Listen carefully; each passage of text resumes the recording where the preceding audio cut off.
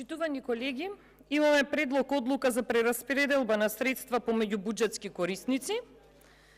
Предлог одлука која вообичаено треба да биде ребаланс на буџет, ама, знаете, власта која што не сака да даде ребаланс на буџет, бидејќи долги денови ќе треба да ја слуша опозицијата и да се соочи со реалноста во државава, па еве измислуваат и наоѓаат некоја скратена варијанта на предлог одлуки и така натаму. А сепак станува збор за сериозни средства, сериозна сума на народни пари, за која ние, народните избраници, кои доаѓаме од сфера која нема допирна точка со економијата, навистина премногу би биле збунети и никаква поддршка и разбирање од страна на власта нема.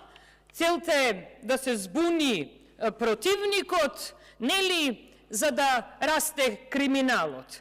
Епа, почитувани, не ви успеа ни лани, нема да ви успее ни оваа година. Народните средства ги трошите без мера, без одговорност. Ама јас секогаш порачувам и ќе ви порачам одговорност. Мора да има и ќе има. Министерот, што го кратко го видовме, рече дека целта на овој предлог, на оваа предлог одлука е да се уважи барањето на синдикатите. Штета што министерот не е тука, заради тоа што имаме прашање зошто оставивте да дојдете до ситуација да ги уважувате барањата на синдикатите изразени преку протести. Зошто да се случува тоа? Народот треба првин да излезе на улица, народот треба првин да покаже протест, незадоволство за нешто. Ама, знаете, ако бевте одговорна власт, ако бевте одговорни во своето работење, многу убаво ќе знаевте дека не треба во ваков буџет дефицит толку голем да има, дека треба капиталните инвестиции да бидат запазени, дека треба да има одржливост овој буџет.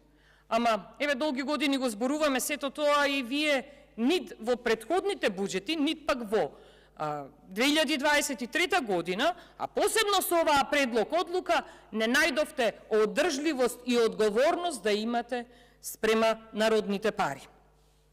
За неколку работи ќе се задржам, посебно во делот за образование.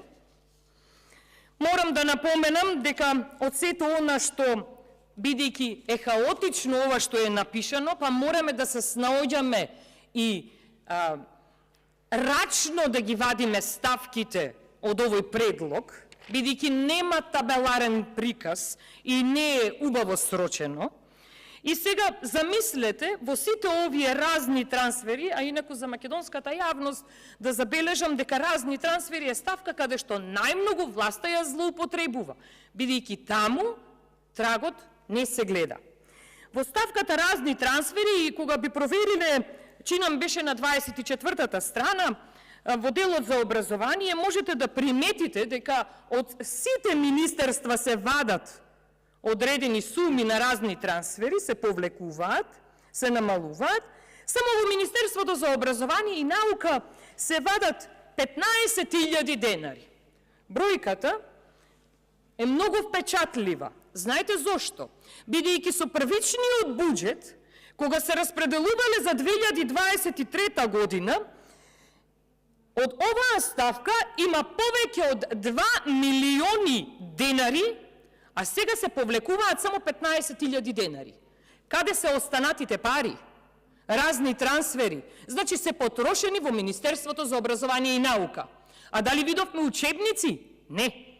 Дали видовме реални услови за одржување на квалитетна настава? Не. Дали има сите училишта, дали се реновирани, дали е квалитетно образованието и условите каде што се одржува наставата? Не, и нема да биде. Знаете зошто? Затоа што и тоа нешто што го има со оваа прераспределба се крати во образованието.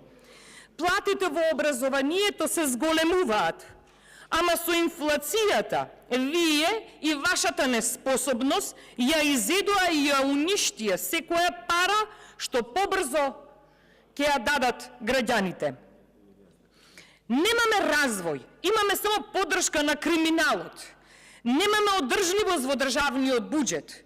Има само пречки за развој и унапредување на општините. Упатства за организација се испраќаат, а како ќе се исплаќа платата на наставниците, нема. Упатства за организација и реализација на наставата, каде што се тераат наставниците и директорите да го кршат законот за основно образование, законот за учебници, нема. Упатства што водат кон создавање на хаос и дискриминација. Почитувана јавност, да ви објаснам, географ сум по професија. Јас, ако предавам сега во едно основно училиште, каде заживеа концепцијата на ликот кој треба да биде осуден во државава, Мила Царовска, јас, ако предавам според оние модули, јас неколку месеци треба да седам, да немам работа, бидејќи мојот модул не е активен, а професорот по историја треба да оди да работи с големен фонд на часови. На крајот на месецот сите ќе земаме иста плата. Тоа е исправно? Тоа е одржливо? Не, тоа е создавање на дискриминација во образованието. Тоа е создавање на дискриминација помеѓу колегите. Како тие колеги меѓу себе ќе се гледаат и ќе се почитуваат. Тоа е како неодговорно се трошат финансиите во државава, како неодговорно се планира. Ама, како кога на крајот, и ви кажуваме и ви укажуваме на сите недостатоци, вие повторно не го слушате и не го почитувате гласот на народот, бидејќи сето ова јас што го зборувам, голем број на здруженија, навремено, благовремено апелира да не доаѓа до ваква состојба.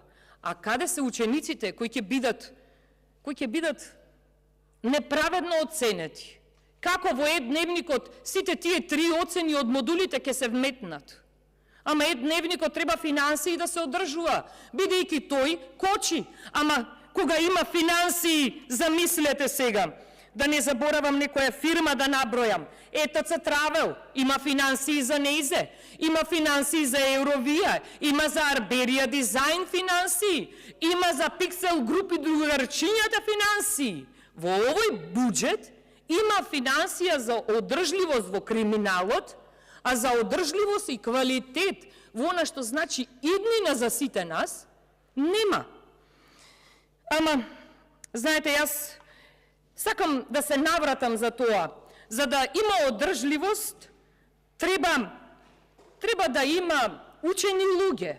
Ама што очекуваме кога министерката Мила Царовска поранешната велеше родителот кој на своето дете му дава книга, му прави штета. Сега јас да ве прашам, работни листови, дали ќе финансирате работни листови во кои ќе има прашања од следниот тип? Како знаете дека не сте хомосексуалец ако не сте пробале? За тоа ли државата пари ќе троши, почитувани колеги? Како знаете, да ве прашам ја вас, дека сте честни политичари ако не сте пробале? Ама вие не можете да пробате, бидејќи целта е криминал, навредливост, видовме вчера, видовме претходно многу пати, дно сте од раководство на оваа држава. Времето ми е ограничено за жал, но посакувам да имам реплики па да се докажеме. Ви благодарам. Реплика за мене.